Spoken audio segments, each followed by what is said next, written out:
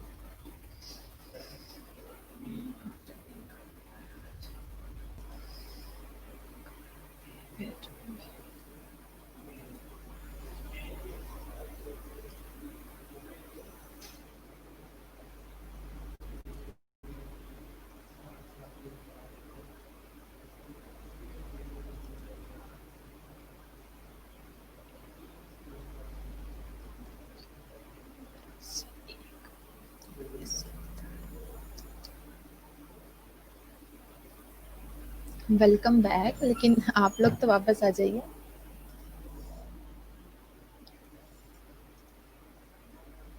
Lecture upload ہو رہا ہے, بس تب تک سب جوائن کر لیں تو ہم کنٹینیو کریں لیکچر.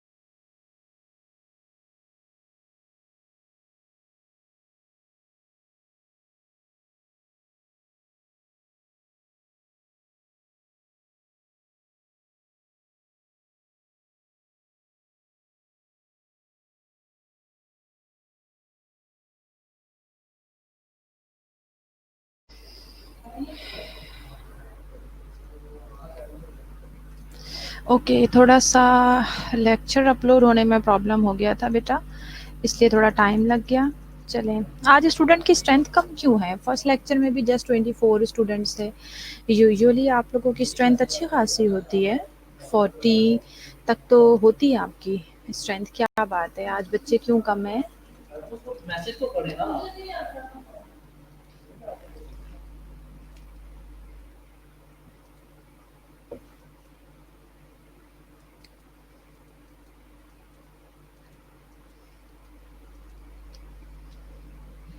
चले जी, फुट के प्रॉब्लम्स हम डिस्कस कर रहे थे अपने लेक्चर में। ओके,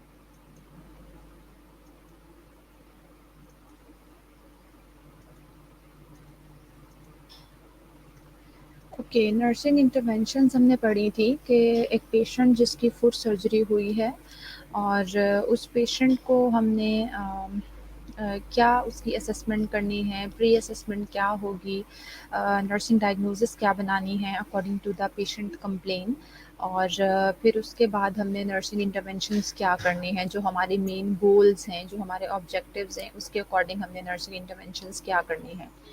इसके बाद नेक्स्ट आ जाता है पेशेंट की टीचिंग। मैं आपको ये बात बार बार समझाती हूँ कि पेशेंट की टीचिंग या पेशेंट के जो साथ अटेंडेंट्स होते हैं, फैमिली मेम्बर्स होते हैं, उनकी टीचिंग बहुत ज़रूरी है।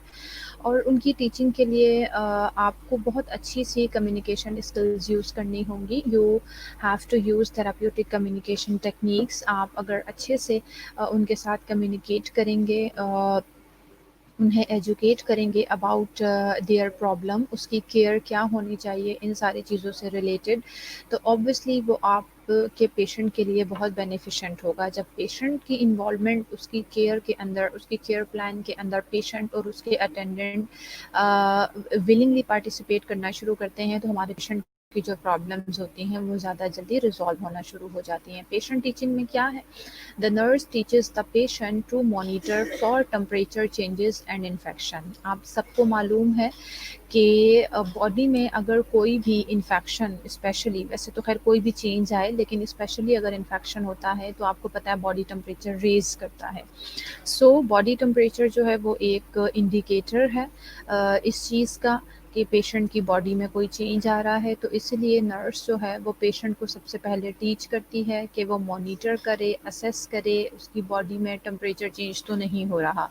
अगर उसकी बॉडी का टेम्परेचर चेंज हो रहा है तो वो उसे राइट डाउन करे डेट के साथ, टाइम के साथ, और ऑब्वियसली अपने जो, अगर हॉस्पिटल में एडमिट हैं तो अगर उसे कुछ खुद इस तरह से चीज़ें फ़ील हो रही हैं तो वो अपनी नर्स के साथ, अपने जो फिजिशियन है उसके साथ इन सारी चीज़ों को डिस्कस कर सकते हैं, ठीक है। और दूसरा ये है कि जो मॉनिटर करना है आपने, दूसरी चीज़ वो है इन्फेक्शन, यानी इन्फेक्शन का कोई भी ऐसा साइन है, सिम्टम है इन्फेक्शन का, आपको नज़र आ रहा है कि कोई जैसे ड्रेनेज हो रही है, कोई फाउल स्मेल आ रही है, इस तरह की चीज़ें आपको नज़र आ रही हैं, तो यानी इन्फेक्शन के कोई भी चांसेस हैं, या फिर सिंपल टेम्परेचर में चेंज आ रहा है, तो आपने अपनी नर्स को जो है कम्युनिकेट करना है, ठीक है। वही चीज़ें, drainage on the dressing, dressing से कोई ड्रेनेज तो नहीं हो रही, फाउल स्मेल तो नहीं आ रही, पेशेंट के पेन में मज़ीद इजाफा तो नहीं हो रहा, उसको स्वेलिंग तो नहीं हो रही, ये सारी चीज़ें ऑब्वियसली इन्फेक्शन को इंडिकेट कर रही होती हैं। तो इनमें से कोई भी चीज़ आएगी तो आपने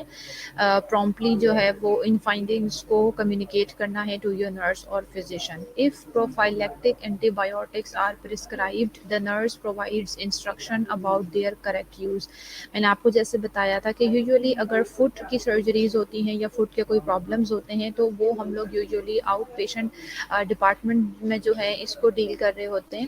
تو اس لیے یوزلی ایسا ہوتا ہے کہ پیشنٹ جو ہے وہ گھر سے ہی آتا ہے. تو اگر پروفائلیکٹک اینٹی بایوٹک کسی بھی پیشنٹ کو پرسکرائب کی گئی ہیں تو نرس نے پہلے سے اپنے پیشنٹ کو انسٹرکٹ کرنا اس کے بارے میں کہ وہ اس نے کس طرح سے لینی ہے, کس طرح سے یوز کرنی ہے, وہ میڈیکیشن کس ٹائم پہ یوز کرنی ہے.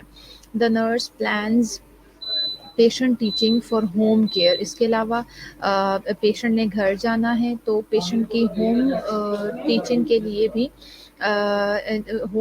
کے لیے بھی نرس جو ہے وہ ایک پورا پلان آف کیئر جو ہے وہ ریڈی کرتی ہے پیشنٹ کی ہوم کیئر ٹیچنگ سے ریلیٹڈ, جس کا فوکس سب سے پہلے یہ ہوتا ہے کہ جو اس کا نیورو واسکولر اسٹیٹس ہے, نیورو واسکولر اسٹیٹس کو چیک کرنے کے لیے, اس کے علاوہ پین مینجمنٹ کے لیے کہ پین کو کس طرح سے مینیج کرنا ہے, موبلٹی کس طرح سے پیشنٹ کی بڑھانی ہے, اور وونڈ کی کیئر کس طرح سے کرنی ہے. ان ساری چیزوں کے بارے میں ایک پراپر ٹیچنگ پلان تیار کرنا ہوگا نرس نے, اور اپنے جو پیشنٹ کو یا ان کے جو فیملی ممبرز ہیں انہیں اس کے بارے میں گائیڈ کرنا ہوگا.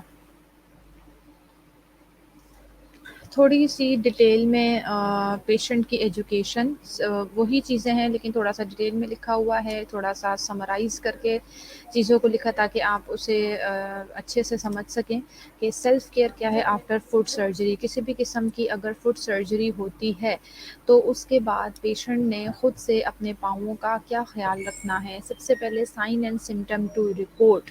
اگر آپ کو ان میں سے فالوونگ کوئی بھی سائن یا سمٹم نظر آتا ہے, محسوس ہوتا ہے, تو آپ نے سب سے پہلے اسے رپورٹ کرنا ہے. یعنی چینج ان سینسیشن میں کسی قسم کا چینج آ رہا ہے, پیشنٹ کو کوئی برننگ فیلنگ سینسیشنز ہو رہی ہیں, ٹنگلنگ سینسیشنز ہو رہی ہیں, تھرومبنگ پین ہو رہا ہے, کسی بھی قسم کی سینسیشنز ہیں, اگر چینج ان سینسیشن ہے تو اسے رپورٹ کیجیے. اس کے علاوہ inability to move your toes. اگر آپ اپنی ٹوز کو موو نہیں کر پا رہے ہیں, ٹھیک ہے جی, اگر آپ اپنی ٹوز کو موو نہیں کر پا رہے ہیں تو وہ آپ نے کمپلین فارورڈ کرنی ہے. یا پھر یہ ہو سکتا ہے کہ آپ کو اپنے پاؤں یا اس کی انگلیاں جو ٹوز ہیں وہ ٹچ کرنے پر ٹھنڈی محسوس ہوں, آپ اس چیز کو کمیونیکیٹ کریں گے. کلر چینجز, اسکن کا کلر چینج ہو سکتا ہے, بلوئش ہو سکتا ہے, یلو ہو سکتا ہے, زیادہ ریڈنس ہو سکتی ہے. یہ وہ تمام سائن سمٹمز ہیں جو اگر آپ کو کوئی بھی چیز محسوس ہوتی ہے تو آپ نے اپنے جو فزیشین ہیں, کلینک ہے, ہاسپٹل ہے, اس سے کنسلٹ کرنا ہے, اس کو جا کے یہ اپنی کمپلین بتانی ہے.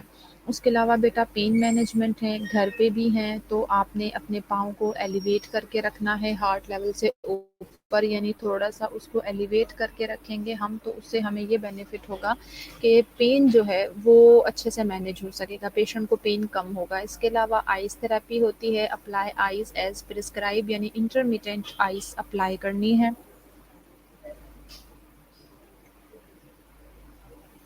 اس کے بعد ہے بیٹا یوز انالجیزکس ایز پرسکرائب. جس طرح سے ڈاکٹر نے آپ کو پین کلر پرسکرائب کیے ہیں آپ اس طرح سے پین کلر یوز کریں گے. اس کے علاوہ رپورٹ ان ریلیف پین. اگر آپ کا پین ایلیویٹ کرنے سے, آئس اپلائی کرنے سے, انالجیزک یوز کرنے سے بھی ریلیو نہیں ہو رہا تو آپ اسے رپورٹ کریں گے.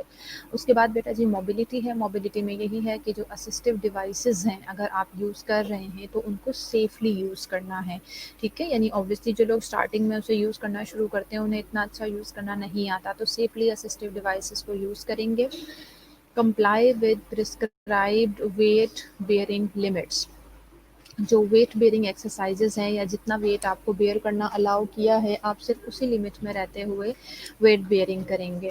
Then wear special protective shoe over the dressing. جو بھی ڈریسنگ وغیرہ اپلائی ہوئی ہے اس کے اوپر آپ نے پروٹیکٹیو شو کی جو یعنی ڈریسنگ ہوتی ہے اس کو آپ نے اپلائی کرنا ہے. Then wound care. Keep the dressing اور cast clean and dry. Patient کو کاسٹ اپلائی ہوئی بھی ہے یا سمپل ڈریسنگ اپلائی ہوئی ہے اسے آپ نے کلین رکھنا ہے, ڈرائی رکھنا ہے. کوئی سائن آف انفیکشن ہے پین ہے، ڈرینیج ہے، فیور ہے، اسے امیجیٹلی رپورٹ کرنا ہے. اینٹی بایوٹک جس طرح سے بتائی گئی ہیں اس طرح سے آپ نے لینی ہے. اور انیشیل ڈریسنگ چینج کرنے کے لیے آپ اپنے سرجن سے ہی اپوائنٹمنٹ لیں گے. ٹھیک ہے، انیشیلی جو ڈریسنگس چینج ہوں گی اس کے لیے آپ اپنے سرجن سے ہی اپوائنٹمنٹ لیں گے. ٹھیک ہے بیٹا جی. This was about the self care after foot surgery. This is the reference. اور کوئی کوئری ہے آپ کی تو آپ مجھ سے پوچھ سکتے ہیں.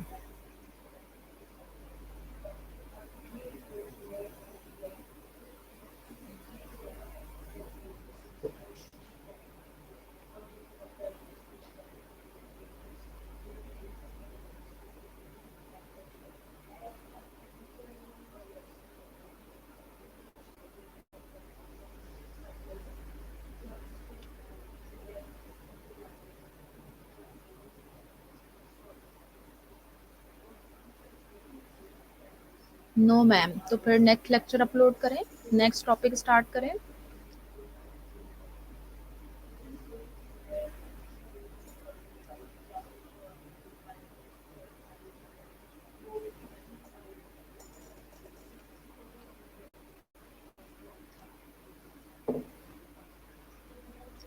یس میم. اوکے. چلیں جی، تھینک یو. ابھی جو ہے میں نیکسٹ لیکچر ذرا اپلوڈ کر لیتی ہوں. تب تک آپ کی پھر بھی کوئی کوئری ہو اس لیکچر سے ریلیٹڈ تو آپ پوچھ لیجیے. مین وائل ہم نیکسٹ لیکچر اپلوڈ کرتے ہیں. اچھا جی، نیکسٹ لیکچر ہمارا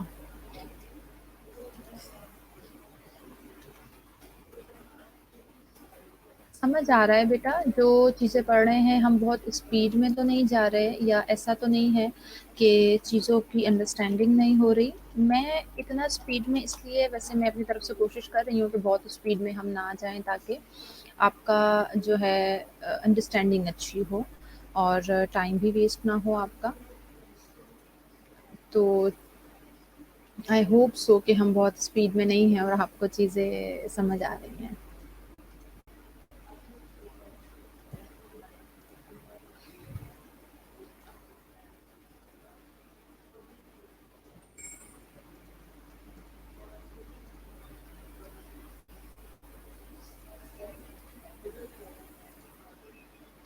چلیں، گڈ ہو گیا. اچھی بات ہے اگر سمجھ آ رہا ہے تو بہت اچھی بات ہے.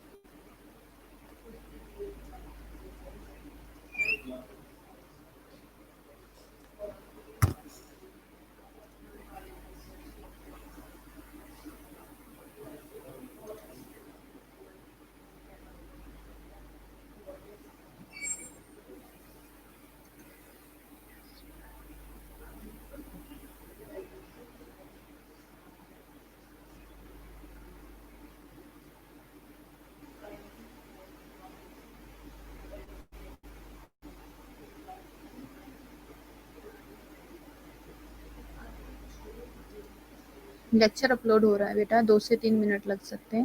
اس کے بعد ہم لیکچر اسٹارٹ کریں گے.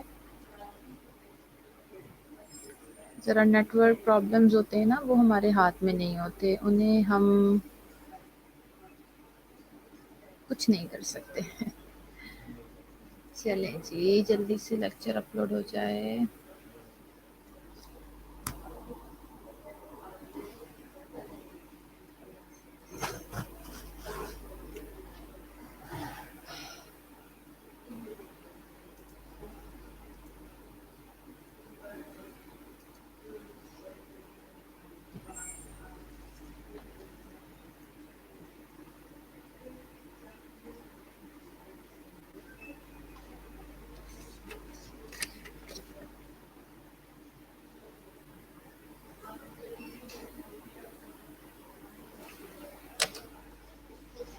چلیں جی، آرتھوپیڈک نرسنگ ہی چل رہا ہے ہمارا یونٹ 1، اور اس میں ہم ڈفرینٹ مسکولو اسکیلیٹل ڈس آرڈرس کو ڈسکس کر رہے ہیں، پڑھ رہے ہیں، ٹھیک ہے جی۔ اب ہم نے جو کچھ اور مسکولو اسکیلیٹل ڈس آرڈرس کو ڈیٹیل میں پڑھنا ہے انہیں دیکھ لیتے ہیں۔ سب سے پہلے ہم آبجیکٹیوز دیکھ لیتے ہیں۔ At the end of this presentation the learners will be able to give an introduction of osteoporosis and discuss its risk factor and pathophysiology۔ ہم پڑھیں گے کہ اوسٹیوپوروسس بیسیکلی ہے کیا، اس کی پیتھوفیزیولوجی کیا ہے، تھوڑا سا اس کا انٹروڈکشن دیکھیں گے، what are the risk factors جن کی وجہ سے اوسٹیوپوروسس ہو سکتا ہے۔ Then we will explain the assessment and diagnostic findings and medical management of osteoporosis، یعنی assessment کیا کرنی ہے پیشنٹ کی، میڈیکل ڈائگنوسٹک فائنڈنگ کیا ہوں گی، یعنی کون کون سی چیزیں، کون کون سے ڈائگنوسٹک پروسیجر یوز کریں گے اور اس کی کیا فائنڈنگز ہوں گی which may indicate that patient might be having osteoporosis، and what will be the medical management for a patient with osteoporosis. Then we will explain the nursing interventions for a patient with spontaneous vertebral fracture due to osteoporosis۔ Osteoporosis کی وجہ سے fractures کے chances بہت زیادہ بڑھ جاتے ہیں، تو اور سب سے زیادہ جو رسک پہ ہوتی ہے وہ vertebral column ہوتا ہے۔ میں نے لاسٹ لیکچرز میں بھی آپ کے ساتھ دوسری ہم مسکولوسکیلیٹل پرابلمس کو ڈسکس کر رہے تھے، اس میں یہ ایشوز اس طرح کے ریز ہوئے تھے اکارڈنگ ٹو ڈائٹ۔ سو میں نے وہاں بھی آپ کو یہ بتایا تھا کہ سب سے زیادہ رسک پر جو ہے آپ کی یہ ہپ بون جو ہوتی ہے، یعنی اسپیشلی نیک و فیمر، یہ زیادہ رسک پر ہوتا ہے فریکچر کے، اس کے علاوہ آپ کا vertebral column. So we will explain the nursing intervention for a patient اگر اسے اسپونٹینیس جو ہے ورٹیبرل فریکچر ہو گیا ہے due to osteoporosis, then give an introduction of osteomalacia and discuss its pathophysiology. Then we will see osteomalacia کیا ہوتا ہے، اس کی پیتھوفیزیولوجی کیا ہے، and explain the assessment and diagnostic findings and management of osteomalacia۔ وہی چیزیں ہم اسسمنٹ کریں گے پیشنٹ کی، ڈائگنوسٹک ٹیسٹ ڈفرینٹ کروائیں گے، اس کی فائنڈنگز دیکھیں گے جس سے ہمیں یہ پتہ لگے گا کہ پیشنٹ کو اوسٹیوملیشیا ہے۔ Then discuss the pathophysiology and enlist the signs and symptoms of Paget disease۔ Then what is Paget disease؟ Paget disease کی pathophysiology کیا ہے اور signs and symptoms کیا ہوتے ہیں Paget disease کے پیشنٹ کے۔ Then we will explain same assessment and diagnostic findings and medical management of Paget disease. Then we will discuss the pharmacological therapy for Paget disease. Then classify the osteomyelitis and discuss its pathophysiology and sign and symptom. Then we will see what is basically osteomyelitis. Osteomyelitis ہوتا کیا ہے، اس کی classification، different types of osteomyelitis کیا ہوتی ہیں، اس کی pathophysiology کیا ہے، sign symptoms کیا ہے۔ Explain the assessment and diagnostic findings and prevention of osteomyelitis۔ Then we will see assessment and diagnostic findings kya hai and prevention of osteomyelitis. Then discuss medical, surgical and nursing management for a patient with osteomyelitis. Define bone tumor and discuss its types and pathophysiology۔ Bone tumor ہوتا کیا ہے، کتنے type کے bone tumours ہو سکتے ہیں، اس کے پیچھے پیتھوفیزیولوجی کیا چل رہی ہے۔ پھر ہم انلسٹ کریں گے کہ سائن اینڈ سمٹمز کیا ہو سکتے ہیں بون ٹیومر کا، ہمارے پاس اگر پیشنٹ ہے تو اس کی کمپلینٹس کیا ہو سکتی ہیں، اسسمنٹ کس طرح سے کریں گے ہم اس پیشنٹ کی، ڈائگنوسٹک ٹیسٹ کون کون سے اپلائی کریں گے، کون کون سی ڈائگنوسٹک فائنڈنگ ہے جو ہمیں بتائیں گی کہ اس پیشنٹ کو بون ٹیومر ہے۔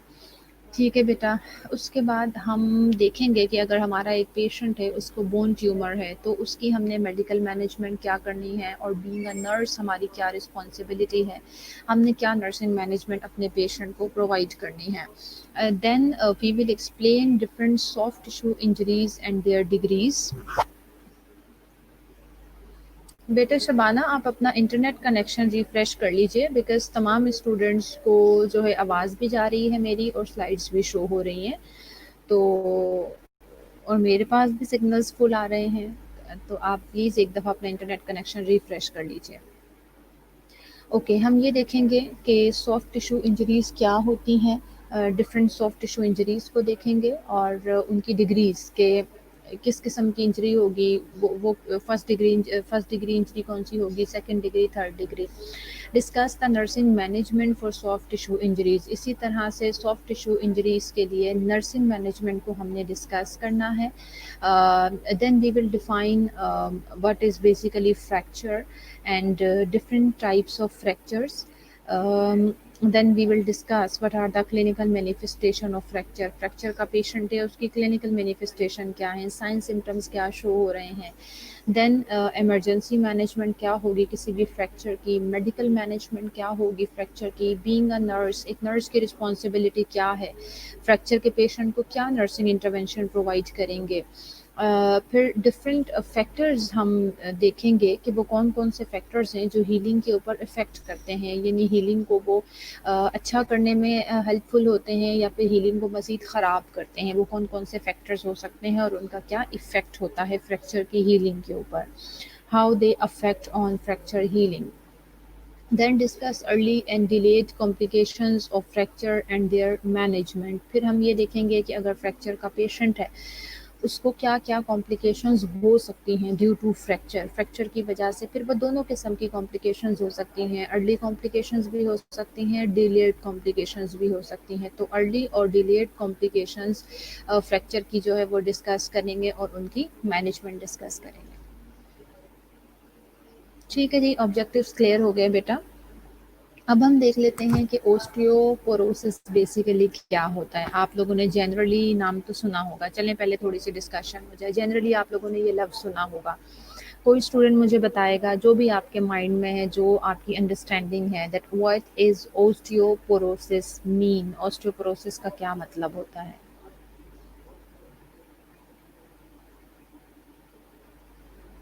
What is osteoporosis.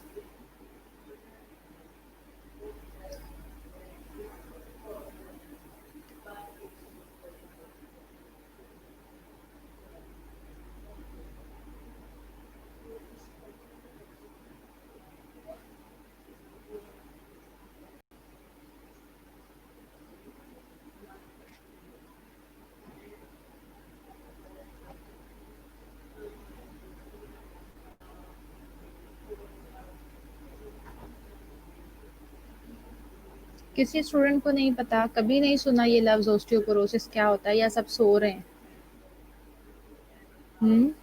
सो रहे हैं सारे स्टूडेंट्स. कुछ तो जवाब दिया करें, हाँ ना, पता है, नहीं पता, कभी लफ्ज़ सुना है, नहीं सुना, कुछ जवाब तो दिया करें. ऑनलाइन लेक्चर का ये मतलब तो नहीं है कि सिर्फ टीचर बोलती रहेंगी और पता ही नहीं है स्टूडेंट सो रहे हैं, कुछ उनको समझ भी आ रहा है, टीचर कुछ पढ़ा रही हैं, वो मौजूद भी हैं या नहीं है. अच्छा, समर ने फाइनली कुछ आंसर किया है कि बोन में से जब कैल्शियम निकलना शुरू हो जाता है after 40 years of as in women bone weakness. अच्छा ठीक है, कुछ बिल्कुल आपकी जो अपनी अंडरस्टैंडिंग है उसके अकॉर्डिंग आपने अच्छा आंसर दिया, but not only in women. ये भी थोड़ा सा क्लियर कर दें. जेनिफर अशर ने बताया है D mineralisation of bone, good answer. सारा मॉरिस ने बताया है deficiency of oestrogen and vitamin D.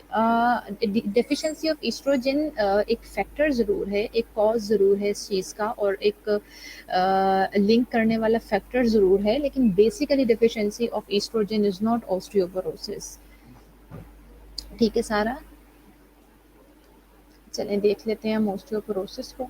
Osteoporosis is the most prevalent bone disease in the world. Unfortunately osteoporosis जो है मोस्ट प्रेवलेंट डिजीज़ है, यानी हमें बहुत ज़्यादा नज़र आती है बोन डिजीज़ में इस दुनिया में. More than 10 million Americans have osteoporosis and an additional 33.6 million have osteopenia, which is the precursor to osteoporosis. यानी पहले osteopenia होता है, it leads towards the osteoporosis. It may leads, in fact it leads towards osteoporosis, but कुछ लोगों को suddenly osteoporosis ही होता है, osteopenia के बारे में पता ही नहीं होता. Okay, the consequence of osteoporosis is ultimately obviously bone fracture is the consequence of osteoporosis. Osteoporosis की वजह से जाहिर है bones weak हो जाती हैं, so there is a risk कि bone fracture हो सकता है. Primary osteoporosis occurs in women after menopause, usually between the ages of 45 and 55 years, and in men later in life, but it is not merely a consequence of aging. Primarily ये है कि जो osteoporosis है वो ख़वातीन में usually females में menopause के बाद होता है, यानी 45 55 जो भी एज होती है, डिफरेंट आपको पता है एक रेंज है, वेरी करता है उस मीनोपॉज की एज है। तो मीनोपॉज के बाद वही जो अभी एक सारा ने आंसर दिया था ना, क्योंकि ईस्ट्रोजन का इसके साथ बड़ा गहरा ताल्लुक है, ईस्ट्रोजन का इसके साथ लिंक है। तो ओस्टियोपोरोसिस जो है वो पेशेंट्स में, फीमेल पेशेंट्स में मीनोपॉज के बाद हो सकता है, और मेन लेटर इन लाइफ इसी तरह से मेन में भी इसी एज में तकरीबन 55 65 ईयर्स ऑफ एज में जाके जो है वो ओस्टियोपोरोसिस होता है, but it is not merely a consequence of ageing. लेकिन ये बात याद रखनी है कि दिस इज़ कि ये आपकी एज का कॉन्सिक्वेंस नहीं है, दिस इज़ नॉट नेसेसरी कि ओस्टियोपोरोसिस जो है वो सिर्फ और सिर्फ लेटर एज में ही जाके होगा, एज ही इसका यानी एजिंग ही इसका कॉन्सिक्वेंस होगा, नहीं, ऐसा नहीं है। और ऑब्वियसली अनफॉर्चुनेटली हमारी सोसाइटी में इस वक्त जो न्यूट्रिशन का हाल है, मैं अक्सर न्यूट्रिशन के ऊपर डिस्कशन करती हूँ, जो हमारी न्यूट्रिशन का हाल है, हमारी फूड के न्यूट्रिएंट्स का हाल है, उसकी वजह से अनफॉर्चुनेटली हमारे बहुत यंग लोगों में भी ओस्टियोपोरोसिस और ओस्टियोपीनिया हमें नज़र आता है। Failure to develop optimal peak bone mass during childhood, adolescence and young adulthood contribute to the development of osteoporosis. Obviously अगर हमारी बोन्स की जो ऑप्टिमल पीक बोन, माने जो हमारा एक बोन का मास होना चाहिए, चाइल्डहुड में कितना होना चाहिए, एडोलेसेंस में कितना होना चाहिए, एडल्ट एज आने तक कितना होना चाहिए, अगर वो नहीं होगा, ऑब्वियसली हमने अपनी एज के अकॉर्डिंग बोन मास डेवलप नहीं किया होगा, तो it will leads towards osteoporosis. जाहिर है फिर वो ओस्टियोपोरोसिस जो है वो डेवलप करेगा आगे लेटर ऑन लाइफ में जाके। Secondary osteoporosis is the result of some medications or other conditions and diseases that affect bone metabolism. इसके अलावा secondary वो तो था आपका primary osteoporosis ना, यानी जिसमें एजिंग एक फैक्टर हो सकता है, जिसमें ये हो सकता है कि आपके चाइल्डहुड, एडोलेसेंस और यंग एडल्टहुड में जो है एक लेवल बोन मास जो है वो अचीव नहीं हो सका, तो उसकी वजह से ओस्टियोपोरोसिस डेवलप हो गया। वो तो आपका प्राइमरी ओस्टियोपोरोसिस है जो एजिंग की वजह से और बेसिकली बोन की डीमिनरलाइजेशन की वजह से होता है। जो सेकेंडरी ओस्टियोपोरोसिस होता है, सेकेंडरी ओस्टियोपोरोसिस बेसिकली वो कंडीशन होती है जिसमें बोन का मेटाबॉलिज्म डिस्टर्ब होता है, यानी कुछ मेडिकेशंस हो सकती हैं या कुछ ऐसी डिजीजेस हो सकती हैं जो आपकी बोन के मेटाबॉलिज्म को डिस्टर्ब कर देती हैं। जैसे हमने पढ़ाया था ना आपको, बोन्स का भी कैटाबॉलिज्म होता है, एनाबॉलिज्म होता है, यानी बोन रिजॉर्प्शन होती है और बोन फॉर्मेशन होती है। तो ये जब चीज़ें डिस्टर्ब होती हैं तो उसकी वजह से सेकेंडरी ओस्टियोपोरोसिस हो जाता है।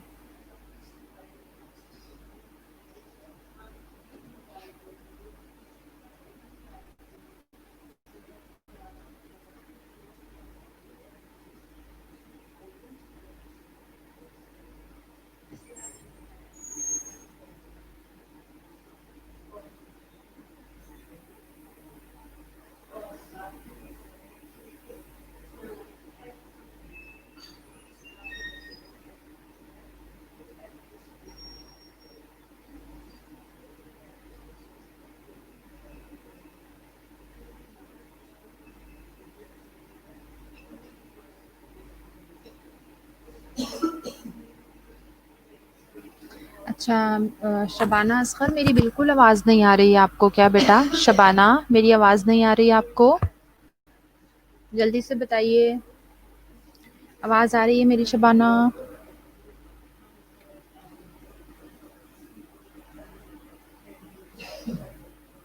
शबाना असगर, आवाज़ आ रही है मेरी?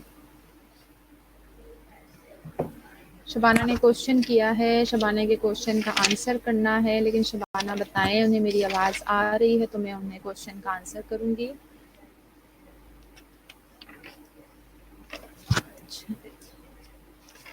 टुडे इज 17 ना। चलें जी, 45 मिनट्स भी हो गए, क्लास का टाइम हो गया। शबाना, मैं आपके क्वेश्चन का आंसर करती हूँ बेटा, डोंट वरी। आवाज़ आ रही है मेरी तो मुझे बताएं, नहीं आ रही तो भी आपका आंसर करते हैं। अच्छा, अब सबसे पहले तमाम स्टूडेंट्स जो हैं वो अपनी अटेंडेंस मार्क करवा लीजिए। टाइम हो गया अटेंडेंस का। सब बच्चे रोल नंबर वाइज अपनी अटेंडेंस मार्क करवा लीजिए first of all.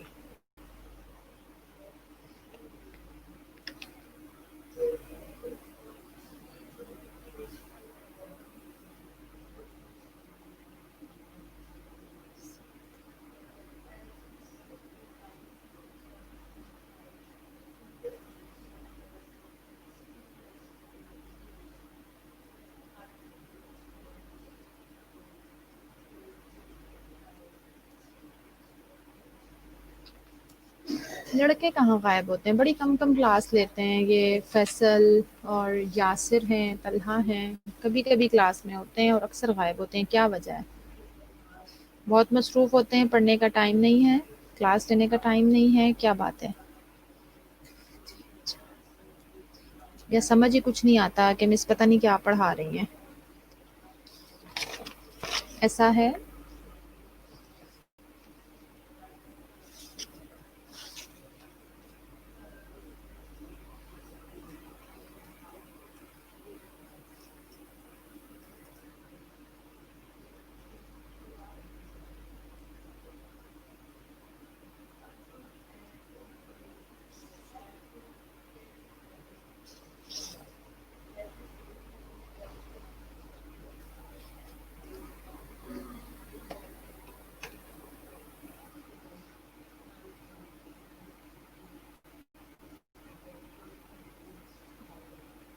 Shabana sir को आवाज़ ही नहीं जा रही, लगता है शबाना ने जवाब ही नहीं दिया।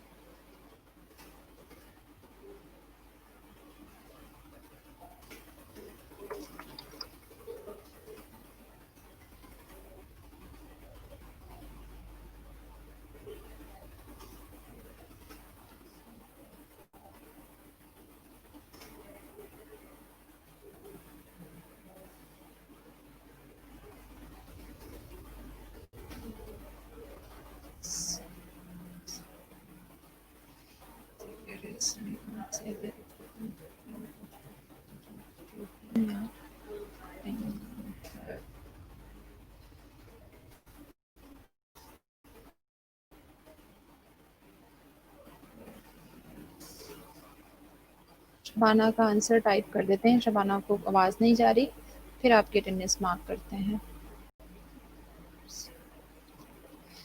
Which leads to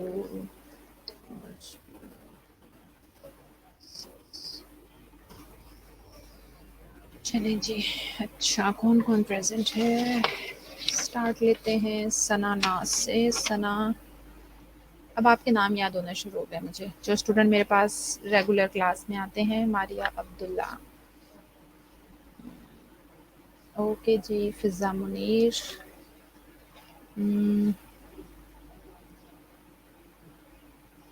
नफीसा,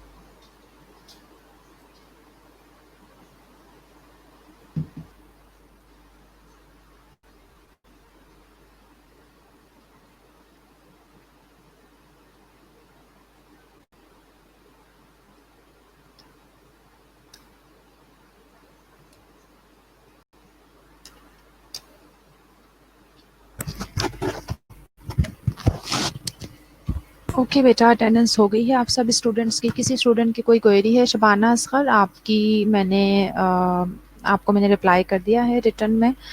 अच्छा, ये कुछ स्टूडेंट इतना लेट अटेंडेंस मार्क करवा रहे हैं, क्या बात है.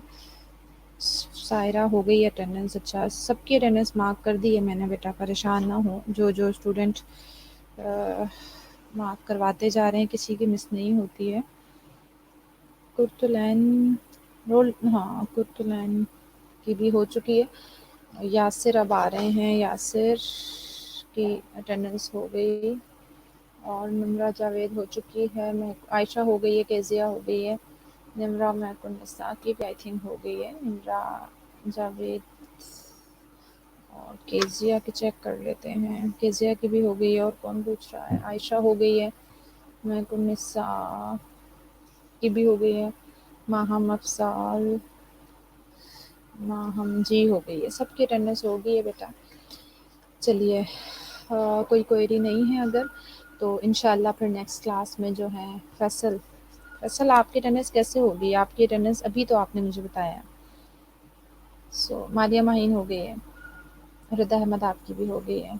चलें, इंशाल्लाह फिर नेक्स्ट क्लास में जो है हम यहीं से अपने लेक्चर को कंटिन्यू करेंगे. टेक केयर ऑफ़ योरसेल्फ बेटा जी. अल्लाह हाफ़िज़.